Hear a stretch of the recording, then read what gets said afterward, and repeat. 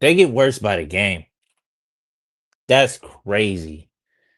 That is actually insane. Getting worse by the game is crazy, bro. All right, there's some things I want to get to. I want to get off my chest. First thing is first. I'm gonna just say this, and I'm gonna just, you know what I'm saying, let this out. This is the last time I'm going to speak on Bradley Beal on this channel. You know what I mean? Like this is the last time I'm gonna speak because I just feel like if you ain't got nothing positive to say, then you shouldn't just say it. And then like just how sensitive niggas is now. So cool. I'ma just this is it, and I don't care if this nigga drop 100 points the next game. Like I don't give a fuck. But I'ma just say how I'm feeling.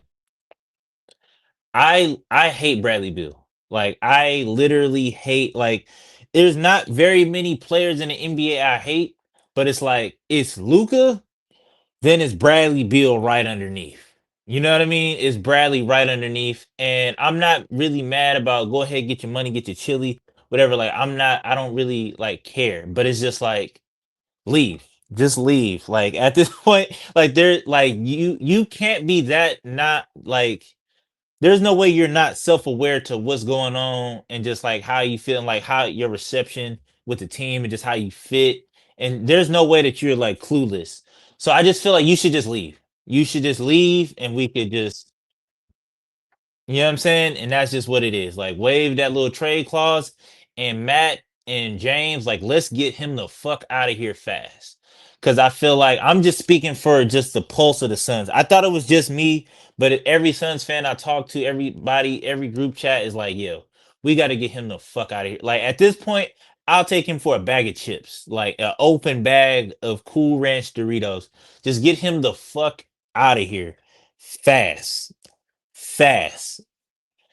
Like if tonight wasn't the night, like I don't I if I never see Bradley Beal play another game as a Phoenix Sun, like I am fine.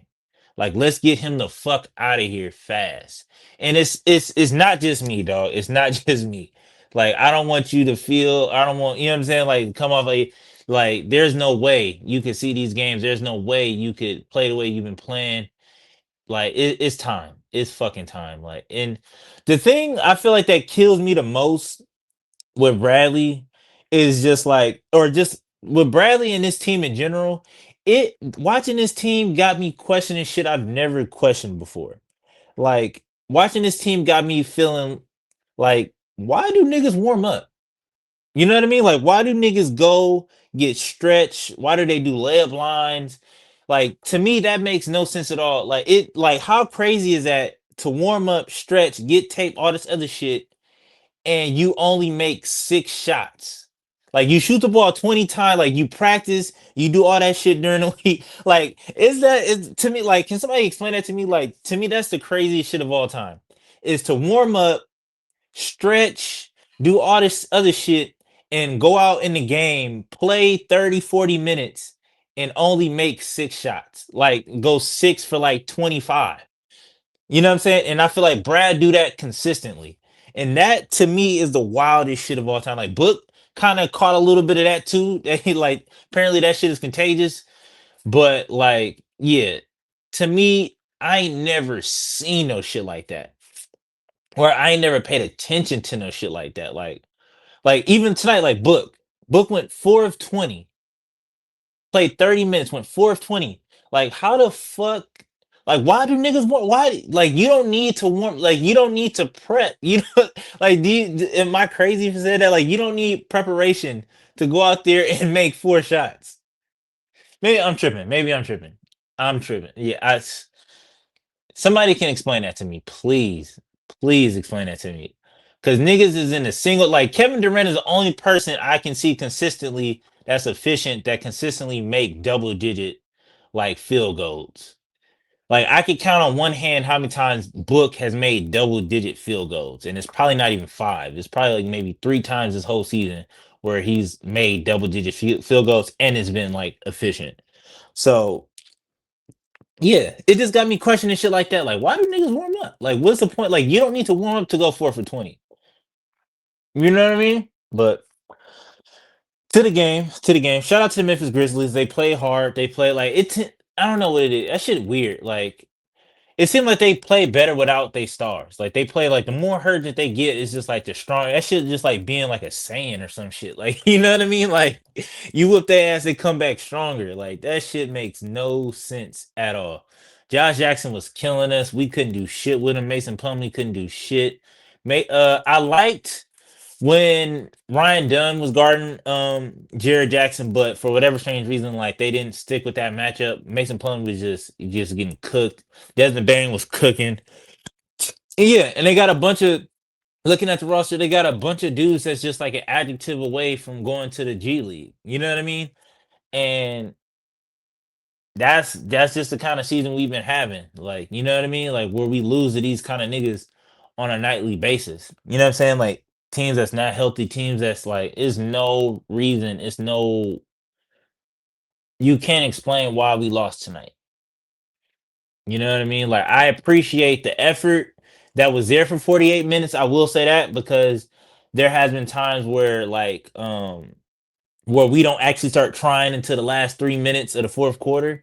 So I will appreciate like okay, like we actually played for a whole 48, but it's kind of hard to give you that when it's just like y'all played hard, but then you niggas can't like it's either you can't get one or the other. It's like you play hard or you if you do that, then you can't play smart. You know what I mean? Like 17 turnovers was just dumb as hell. Just watching y'all in transition like literally made my eyes hurt because it was just like it was so many times people was open. It was so many times people was giving up the bad pat, like giving out bad passes. Niggas wasn't catching the ball. Like somebody tell Mason Plumlee he can dunk. Like just tap on it. Like, hey, big dog. You know you could dunk that. Like you could like if you catch it right there, and it's only 6'5" people down. Like you could do that, and nobody's gonna be mad. So yeah, but I do appreciate watching Ryan Dunn. That's like the only thing I feel like that I look forward to on a nightly basis. Just looking at Ryan Dunn and his development, and you know what I'm saying, like defensively, and his three ball was timely. But like I said, we're not gonna win very many games when Book goes 420. That's just what it is. I get it. His first game back. I absolutely get it. So I'm giving him a little bit of grace, but yeah, yeah. Shout out to Monte Morris. I feel like he put the team on his back and helped lead to comeback, and we couldn't get over it. And like I said, also like I said, the money is on the floor for you. It looked like at times that he don't want it, and tonight was one of those times where it's just like it looked like also not trying to get paid. It looked like also don't want the minutes because it's just like you can't go out there and get cooked like that. Like that was crazy. Like he finished with 5 fouls. Like he just got cooked. I guess that's gonna be like 10 years, 5 years, whatever the case may be. From now, when they had a podcast, a player podcast, and he go on there and said like, "Who cooked you? Who was the first person to cook you?" I think Jaren Jackson would probably be his answer. Tonight would probably be his answer. Jaren Jackson gave him probably a valid. He scored 38. I probably say he gave Oso a valid 21 of those. So shit was crazy. But shout out to the Grizzlies, man. Like I just don't get it, but it is what it is. The Suns suck. Like I said, I'm not bringing up Bradley Beal no more after tonight. I won't like. It's the thing. It's a consensus amongst Suns fans. Like it's over with for Brad. Like it's time for him to go. It's time for him to kick rocks. Like yeah, like yeah. It's not gonna work. It's not gonna work. With his fucking hip, his fucking hip is crazy. It's fucking crazy. So yeah, I don't know. Matt, make it happen. You know what I mean? James, make it. Just take whatever. Just take whatever at this point. Like we don't give a fuck. Just whatever he want. If he whatever the fuck Bradley want, just give it to him. Just whatever. Just get him the fuck out of here. The fuck out of here. Just whatever he want. Please give it to him. Like I said, that shit is bad. That shit is bad. I regret like I regret pulling over like let me a side story. When Bradley got traded here, I remember it was Father's Day. I never forget the shit. I was having a cookout, whatever, whatever. He got traded here. I pulled over on the side of the road. You know what I'm saying? I was looking at my phone. I was like, oh shit. I pulled over in a fucking Home Depot parking lot, shed a tear. I was like, yo, we about to win a chip. And I regret all of that. I regret pulling over. Like that. I feel so fucking dumb for that. Like looking back at that moment, looking back at that time, it's just like I feel so fucking dumb. Damn, that was crazy. But till next time, man. Peace.